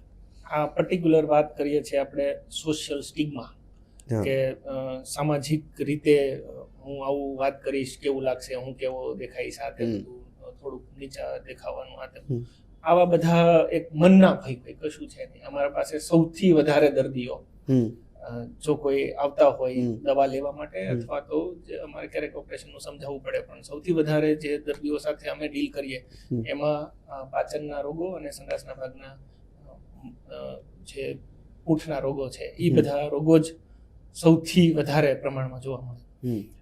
એમાં સંડાસની બહારના ભાગમાં અમે પહેલા વાત કરેલી પાઇલોનિડલ સાઇનસ સાથે બધું જે પેલું વહાળના લીધે અંદર ઘૂસવાથી થઈ શકે, અને સંડાસના ભાગના 3 મેઇન રોગો હોય, હરસ, મસા અને ભગંદર. એમાં હરસ એટલે કોઈ રોગ નથી બહુ મોટી, એ એક જાતનો ચીરો, વાઢિયો, કાપો, ક્રેક, જે પણ નામ આપો તમે, ગુજરાતીમાં હરસ કે ઇંગ્લિશમાં ફિશર કહેવામાં, તો એ જે ક્રેક પડે છે એને હરસ કહેવાય. તો ઘણી વખત ક્રેક કેટલો ઉપર અંદરની ચામડી ફાટી છે કે થોડુંક અંદર ડીપ પણ છે, એમાંથી બ્લીડિંગ થવાની શક્યતા હોય. ઘણી વખત એની રૂજ ટાઈમસર ન આવે તો એમાં અંદર ઇન્ફેક્શન થવાના ચાન્સીસ હોય. તો એ એક થઈ ગયું હરસ. બીજો એક ટાઈપ છે આપણે મસા. ગુજરાતીમાં જેને મસા કહીએ, ઇંગ્લિશમાં એને સાદી ભાષામાં પાઇલ્સ કહે, અને મેડિકલ લેંગ્વેજમાં એને હેમરોઇડ્સ કહેવામાં, જેને હિન્દીમાં બવાસીર કહે. તો મસા, પહેલી વસ્તુ એ કે મસા એ કોઈ નવી થયેલી વસ્તુ નથી. 3 એક ફિક્સ જગ્યાઓએ સંડાસની અંદરના ભાગમાં 4 સેન્ટીમીટર ઊંડા 3 મસા નોર્મલી હોય, જે ઉપસેલા થોડા ભાગ હોય જેની અંદર લોહીની નળીઓના કનેક્શન હોય, જેને એનાસ્ટોમોસિસ કહે, જે લોહી પાછું લઈ જતી નળી હૃદય તરફ અને હૃદયમાંથી ઓક્સિજન વાળું લોહી લાવતી નળીઓ, આ નળીઓ બધીની વચ્ચેના કનેક્શન હોય જેને ઝાડા કહેવાય. એ ઝાડાના ભાગને એ ભાગ જ્યાં ઉપસેલો હોય એને હેમરોઇડ કહેવામાં. તો એ મસાની પ્રોબ્લેમની શરૂઆત શેમાંથી થાય? સંડાસના ભાગના, મળદ્વારના ભાગના કોઈ પણ રોગો, એમાં મોટા ભાગે ડાયટનો રોલ હોય. કોઈ પણ રીતે આપણે પાણી ઓછું પીએ છીએ કે ફાઈબર વાળો ખોરાક ઓછો લઈએ છીએ, લીલા શાકભાજી વાળો ખોરાક, આ તે બધું જંક ફૂડ વધારે ખાઈએ છીએ, અમુક ટ્રાવેલિંગ વધારે રહે છે, સ્પાઇસી ફૂડ વધારે છે, આપણી ખોરાકની આદતો કેવી છે, વ્યસનો કેવા છે. નો ડાઉટ ઘણી વખત એવું બને કે સાવ સાત્વિક આહાર લેતા હોઈએ છતાં પણ આવા પ્રોબ્લેમ થાય. એ એક અલગ પ્રોબ્લેમ છે કે આપણા આંતરડાની ખોરાકમાંથી અમુક શોષણ, may be it could be a genetic problem. Yes, એટલે કોન્સ્ટિપેશન, કબજિયાત થાય ને એમાંથી આ બધી તકલીફ ઊભી થાય. સૌથી સંડાસના મળદ્વારના આજુબાજુના રોગ થવાનું સૌથી કોમન અથવા તો મુખ્ય કારણ કહીએ તો એ કોન્સ્ટિપેશન. કબજિયાત ના કારણો ઘણા બધા હોય છે. ખોરાક છે, લાઈફસ્ટાઈલ છે, આપણું વારસામાં ઉતરી આવેલું આપણા શરીરની જે કંઈ આપણે કોઠો કહીએ, આનો આપણી તાસીર જ એવી છે, કોઠો જેવો. આવા બધા કારણો હોઈ શકે કે જેના કારણે તમારે મળ ત્યાગ કરવાનો છે એ ફોર્સફુલી એફર્ટ આપીને કરવો પડે, જે નોર્મલી રૂટીન થાય છે એમ નથી થતો. તો આવા બધા પ્રોબ્લેમની શરૂઆત થઈ શકે. પણ એને શરૂઆતના ભાગમાં જ એડ્રેસ કરી લેવામાં આવે તો એ ઘણી બધી અંશે મોટાભાગના કેસીસમાં કંટ્રોલમાં આવી જતી હોય, મટી જતી હોય અને આગળ ઉપર ઓપરેશન્સની જરૂર ન પડતી હોય. પણ હરસ થયું છે, લાંબા સમય સુધી વારંવાર હરસ થાય છે અને એ ભાગનો રિંગનો જે સ્નાયુ હોય એ બધા બહુ સંકુચિત થઈ જાય છે. મસાના ભાગ કબજિયાતના લીધે ફોર્સફુલ ઇવેક્યુએશન, મળત્યાગ બહુ બળ કરીને અથવા તો ટાઈમ આપીને કરવાના લીધે એ સંડાસના ભાગથી ઘણા બધા નીચે આવી જાય, બહાર નીકળવા મળે. આવા બધા કેસીસમાં ઓપરેશનની જરૂર પડે. ઘણી વખત એની આજુબાજુના ભાગમાં ગ્રંથિઓ આવેલી હોય, એની નળીઓ ઘણી વખત લાંબી હોય, તો એમાંથી ચેપ લાગે, અંદર ગુમડા જેવો ભાગ થાય અને એ અંદરથી લાગેલો ચેપ બહારની ચામડીના ભાગે છે, મળદ્વારની આજુબાજુની ચામડીના ભાગે એ ગુમડું ફૂટીને બહાર નીકળે. તો સંડાસની અંદરના ભાગ અને બહારની ચામડીના ભાગમાં આ બે વચ્ચેનું કનેક્શન જે બની જાય એને ભગંદર કહેવામાં આવે. તો સૌથી ટ્રબલસમ જે ખરાબ ઓપરેશન કહી શકાય એ જગ્યાના એમાં ભગંદર આવે કે એ આખા જે કનેક્શન છે, જે ટ્યુબ બની ગઈ છે, એ આખા ટ્યુબનો ભાગ કાઢવો પડે. તો કેમ કે બીજા બધા હરસના ઓપરેશન છે, મસાના ઓપરેશન છે, એ રિંગની અંદર રહીને તમે અંદર ને અંદર એના ઓપરેશન કરી શકો, એમાં કોઈ ડિસ્ફિગરમેન્ટ ન થાય, આજુબાજુના સ્ટ્રક્ચરને કંઈ કાપકૂટ એટલી બધી ન આવે કે જે બહારની ચામડીને બહારથી દેખાય. ભગંદરના ભાગમાં ઘણું બધું, એનું કેટલું ઊંડું, કેટલું દૂર, કઈ રીતના કયું કાણું ક્યાં ખુલે છે, એવા બધા એના મુખ હોય, બહારનું મુખ, અંદરનું મુખ. ઘણી વખત એ બે મુખ સિવાયના એના ફાટા પડતા હોય, એવું બધું બની શકે. એને કોમ્પ્લેક્સ ફિસ્ચ્યુલા, ભગંદરને ઇંગ્લિશમાં ફિસ્ચ્યુલા કહેવાય, આપણે ગુજરાતીમાં એનું નામ ભગંદર આપેલું, પણ એનું સાદી ભાષામાં આ રીતે કહી શકાય કે અંદરના મળની અંદરના ભાગ અને બહાર ચામડીના ભાગની વચ્ચેનું કનેક્શન એટલે ભગંદર. તો એના ઓપરેશન થોડાક, એમાં રિકવરીમાં પણ ઘણો બધો ટાઈમ લાગતો હોય, 1.5 મહિનાથી માંડીને 3-4 મહિના સુધીના સમય સુધી દર્દીને એ હેરાનગતિમાંથી પસાર થવું પડતું હોય. તો આવા 3-4 પ્રકારના ઓપરેશન્સ મળદ્વારના ભાગે થતા હોય. તમે આપણે જ્યારે ઇમરજન્સી ઓપરેશન્સની વાત કરતા ત્યારે એક્સપેન્સીસની આપણે વાત કરી. સોલ મલ્ટી સ્પેશિયાલિટી હોસ્પિટલ ભાવનગરની એક રાહત દરે સેવા આપતી હોસ્પિટલોમાંની એક છે. એટલે સરકારના કયા કયા એવા બેનિફિશિયલ છે કે અથવા તો સર્જરીમાં કયા એવા બેનિફિટ સરકાર દ્વારા મળે છે કે જેનાથી આમ આદમી કે સામાન્ય વ્યક્તિઓને જે છે એ ઓપરેશન થઈ જતા હોય, જે ફ્રીમાં થતા હોય છે?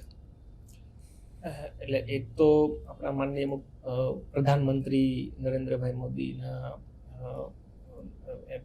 પ્રધાનમંત્રી બન્યા પછી PMJY આયુષ્માન ભારત યોજના જે બહાર પાડવામાં આવી, એના અનુસંધાને એમની સાથે સંલગ્ન જેટલી પણ હોસ્પિટલ્સ છે, એમાં જેનું ટાઈઅપ છે, એવી હોસ્પિટલ્સમાં આયુષ્માન કાર્ડ ધારક દર્દીઓની ઓપરેશન્સની, મોટા ભાગના ઓપરેશન્સની સુવિધા કેશલેસ સરકારે કરી દીધી, કે જેમાં નિઃશુલ્ક કોઈ પણ પ્રકારના ચાર્જીસ વગર એ અમુક જે પણ ઓપરેશન્સ છે એ બધા વિનામૂલ્યે મફતમાં થઈ શકે છે. એના સિવાય સોલ મલ્ટી સ્પેશિયાલિટી હોસ્પિટલની પર્ટિક્યુલર વાત કરીએ તો એમાં કેશલેસ સુવિધા, મલ્ટિપલ મેડિક્લેમ કંપનીઝ, વીમા કંપનીઓ કે જેનો હેલ્થ બેનિફિટ દર્દીઓએ પોતે લીધેલો છે, કે એના પ્રીમિયમ્સ ભરે છે અને એમાં કેશલેસ સુવિધા હોય. તો આપણી હોસ્પિટલના ઘણા બધા ટાઈઅપ્સ છે કે જેના થકી હોસ્પિટલ ડાયરેક્ટ કંપની પાસેથી એનું એપ્રુવલ લઈને પેશન્ટને એમાં કોઈ ફાઇનાન્શિયલ હર્ડલ ભોગવવું નથી પડતું. કંપની એનું પેમેન્ટ કરે, હોસ્પિટલ ઓપરેશન કે જે કાંઈ સારવાર કરે. તો આવી બધી વીમા કંપનીઓ સાથેના ટાઈઅપ્સ છે. અને મોટાભાગની અમુક ધોલેરા અને બધું એટલું વિકસિત થાય છે, એમાં એટલી બધી કંપનીઓ નવી નવી આવે છે ને એ બધા, તો એ બધી કંપનીઓના ડાયરેક્ટ હોસ્પિટલ સાથે ટાઈઅપ છે કે જેના થકી એ લોકો ડાયરેક્ટ હોસ્પિટલમાં આવીને કોઈ પણ ચાર્જ કર્યા વગર કંપની ડાયરેક્ટ એમનું પેલું હેન્ડલ કરતી હોય છે ફાઇનાન્સ. જે રીતે સામાન્ય લોકોની જો હું વાત કરું તો કયા એવા ઓપરેશન્સ છે કે જે PMJY કાર્ડમાં થઈ જાય છે? ઓલમોસ્ટ બધા કે પછી અમુક એવા ઓપરેશન્સ છે કે જેને આપણે PMJYમાં એક્વાયર ના કરી શકીએ? મોટા ભાગના ઓપરેશન્સની ગવર્મેન્ટે સારી એવી સૂચિ બનાવેલી છે કે આપણી હોસ્પિટલ જેમાં સંલગ્ન છે, તો ગાયનેકોલોજીસ્ટ ડિપાર્ટમેન્ટ છે કે જેમાં પ્રસૂતિના જે પણ નોર્મલ ડિલિવરી હોય, ઘણા સિઝેરિયન ડિલિવરી કરવી પડે, ચેકો મૂકીને બાળકને ઉપરથી લેવું પડે, આ બધા ઓપરેશન્સ છે. અંદર ગર્ભાશયની આજુબાજુમાં 2 અંડાશયની ગ્રંથિ હોય, અંડપિંડ જેને કહીએ, એમાં ઘણી વખત ગાંઠો થતી હોય એને કાઢવાની જરૂર પડતી હોય. આ બધા ઓપરેશન્સ છે. કે પેશાબને લગતા કોઈ પણ પ્રોબ્લેમ છે, કિડનીમાં પથરી, નળીમાં પથરી, પેશાબની કોથળીમાં પથરી, એના કેન્સર છે કે પેશાબની કોથળીની અંદર થતા ગાંઠો કે કેન્સર છે, પેશાબની મેઇન નળી કોથળીમાંથી જે લિંગ માટે બહાર નીકળે એ નળીમાં સંકોચ આવવું કે આ કે પ્રોસ્ટેટની ગ્રંથિ છે, પ્રોસ્ટેટનું કેન્સર છે, પ્રોસ્ટેટ વધવાની પ્રોબ્લેમ છે, પેશાબનો અટકાવ એના લીધે, બહારની ચામડીની ઉપર સુન્નતનું ઓપરેશન કરવું પડે. આ બધા જ ઓપરેશન્સ આયુષ્માન કાર્ડ અંતર્ગત જે કંઈ આયુષ્માન યોજનામાં થઈ શકે. એના સિવાય હાડકાના બધા ઓપરેશન્સ થઈ શકે, જેમાં ભાંગતૂટ માટે જે કંઈ સ્ક્રૂ પ્લેટ, સળિયા કે સાંધાના બદલાવવાના ઓપરેશન્સ છે, ગોઠણના સાંધા હોય, થાપાનો સાંધો હોય, જે કંઈ આપણે ગોઠણની અંદર, ઘૂંટણની અંદર ઢીંચણ કહીએ તો એની અંદરના અમુક તાણિયાઓ હોય કે જે આપણા જોઈન્ટને, સાંધાને મજબૂત રીતે પકડી રાખતા હોય અને એની તોય. સર, સર્જરીમાં એનેસ્થેશિયા કેવો, મતલબ કેટલો રોલ છે એનેસ્થેશિયાનો અને કઈ કઈ રીતના એનેસ્થેશિયા દેવામાં આવે છે? તમે જે કીધું કે અમુક કેસોમાં ખાલી નીચેનો ભાગ ખોટો પાડવો પડે, અમુકમાં દર્દીને પ્રોપર એનેસ્થેશિયા આપીને બેભાન કરવું પડે, તો કયા કયા એવા કેસીસ છે કે જેમાં આપણે કઈ રીતે એ નક્કી થતું હોય કે આમાં પેશન્ટને કેટલો એનેસ્થેશિયા, અને એનેસ્થેશિયા આપવામાં ધ્યાન શું રાખવામાં આવે છે ડૉક્ટરો તરફથી? એ આખી એક અલગ જ સ્પેશિયાલિટી છે. એના માટેના અલગ ડૉક્ટર્સ હોય છે કે જે સર્જન સારી રીતે ઓપરેશન કરી શકે, એ દરમિયાન એને રિલેક્સ અને કામ પેશન્ટ મળે અને પેશન્ટને કોઈ દુખાવો કે ઓપરેશન થાય છે એની ખબર ન પડે. તો આના માટેના ઘણા બધા પ્રકાર કે ઘણા બધા વે હોય કે જેના થકી દર્દીને તકલીફ વગર ઓપરેશન કરી શકાય. કોઈક નાના ટાંકા લેવા છે કે કોઈક નાની ગાંઠ કાઢવી છે કે જે ચામડીની જસ્ટ નીચે છે, આવા બધા ઓપરેશન્સ એટલો પર્ટિક્યુલર ભાગમાં એક ઇન્જેક્શન આપીને ખોટું કરીને એ ઓપરેશન કરી શકાય કે જેના માટે દર્દીને કોઈ ભૂખ્યા રહેવાની જરૂર નથી. એટલા જ ભાગમાં ખોટું થાય, દર્દીને ખબર ન પડે, ઓપરેશન થઈ જાય અને એના માટે કદાચ દાખલ થવાની પણ જરૂર ન પડે. એના સિવાય હોય કે જે તે ભાગ છે એ આખો ભાગ ખોટો કરી શકાય. આંગળીઓનો ભાગ છે તો એને એના મૂળમાંથી ખોટો કરી શકાય, હાથના કે પગના ભાગ છે તો એ ખાલી એટલા ભાગ ખોટા કરી શકાય.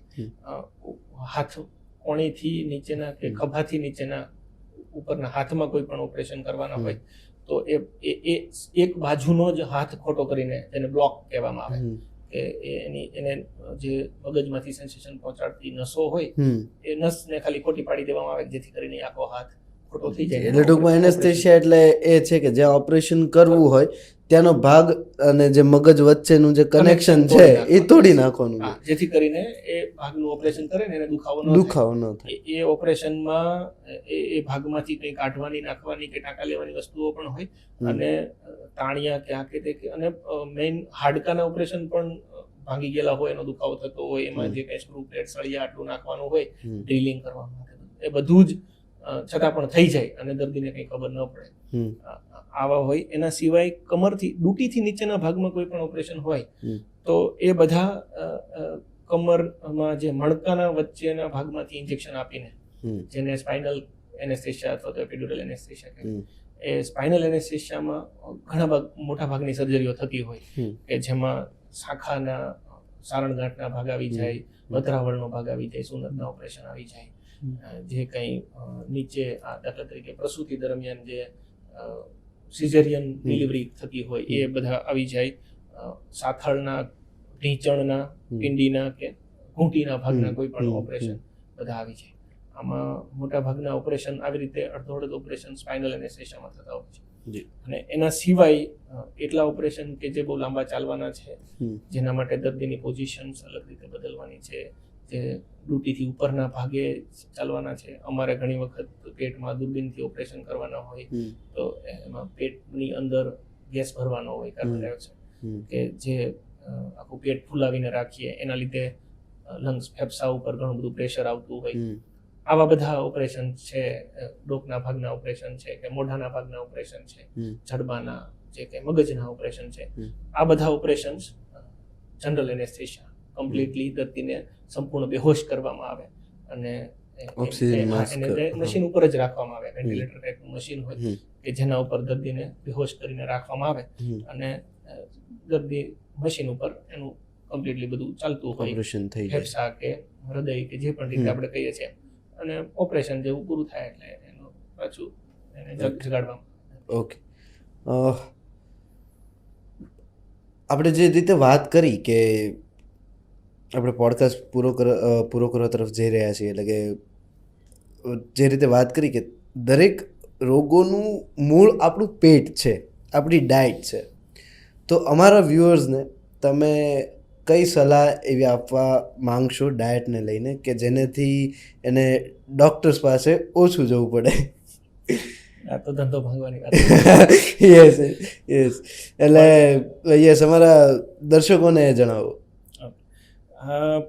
પાચનને લગતા, કબજિયાતને લગતા, મળત્યાગને લગતા કોઈ પણ રોગો માટે આપણે આહારમાં શું શું ધ્યાન રાખી શકીએ, શું કરીએ શું ન કરીએ કે જેના લીધે બીજી કોઈ આગળ રોગ ન થાય અને કોઈ સારવારની જરૂર ન પડે. એક તો ટાઈમસરનું ખાવાનું હોય, કે સૌથી મોટો ખોરાક હોય સવારનો નાસ્તો. રાજાની જેમ સવારે ખાવાનું, કોમન માણસની જેમ બપોરે ખાવાનું, અને સાવ ગરીબ માણસની જેમ રાત્રે ખાવાનું. આ એક મેઇન વસ્તુ હોય કે સવારનો નાસ્તો જે મોસ્ટલી સ્કીપ કરતા હોય એના બદલે સવારે સૌથી મોટું ભોજન લેવું જોઈએ, જેમાં આખા દિવસની શક્તિ મળી રહી શરીર. બપોરે જેટલી જરૂર હોય એટલું, અને સાંજે જરૂર હોય તો જ ખાવું, નહીતર સાંજનું મિલ સૌથી લાઇટ હોવું જોઈએ. એના સિવાય આ ત્રણેય મિલ ખોરાકમાંથી શરીરને અમુક સંતુલિત આહારમાં પ્રોટીન, કાર્બોહાઈડ્રેટ અને ફેટ છે, ઓઇલી પદાર્થ હોય એ ઓછો રાખીએ. બાકી અમુક સિઝનલ બધા બદલાતી સિઝનમાં જે કંઈ એ સમયના ફળ ફ્રૂટ હોય, એ સમયના શાકભાજી હોય, જે તે બદલાતા શાકભાજી ખાઈએ. લીલા શાકભાજીનું સેવન વધારે કરીએ. લીલા શાકભાજીમાં ફાઈબર સારી માત્રામાં હોય કે જે આપણા ડાયજેશનમાં પણ મદદ કરે છે અને આંતરડાને ઘણી મદદ કરે કે જેના લીધે મળત્યાગ કરવામાં સારું પડે, એ આપણા મળનું બલ્ક બનાવી રાખે. એના સિવાય અમુક આદતો કે રાત્રે બહુ લેટ ન ખાવું, જંક ફૂડ ઓછું ખાવું, આ તે બધું કંઈ કોલ્ડ ડ્રિંક્સ ને એવા બધા કેફી પીણા, તે બધું એવું બધું ન પીવું, વ્યસનો ન કરવા. આ બધા વસ્તુઓ છે કે જેમાં થોડુંક વિવેકપૂર્વક ધ્યાન રાખીએ તો ડૉક્ટરને મળવાનું ઓછું થાય. જી, બસ તો ફરી મળીશું આવા જ કોઈક નવા ટૉપિક સાથે, જેનાથી તમને પણ કંઈક નવું જાણવા મળે, કંઈક નવી ઇન્ફોર્મેશન મળે. ત્યાં સુધી મને આપશો રજા, અને થેન્ક યુ સર, તમે આજે અમારા પોડકાસ્ટમાં આવ્યા અને અમારી સાથે આટલી બધી વાતો શેર કરી. અને સર્જરી વિશે અમને, સર્જરી બહુ મોટો ટૉપિક છે, આઈ નો દેટ, કે ઘણી બધી વસ્તુ એની અંદર ખુલી શકે, પણ આજે તમે જેટલી પણ ઇન્ફોર્મેશન આપી છે, આઈ હોપ સો કે અમારા દર્શકોને કંઈક ને કંઈક મદદરૂપ થશે જ. ફરી મળીશું તમને પણ અને તમને લોકોને પણ. ત્યાં સુધી જોતા રહો દિલથી ભાવનગરી, મજાની વાતો.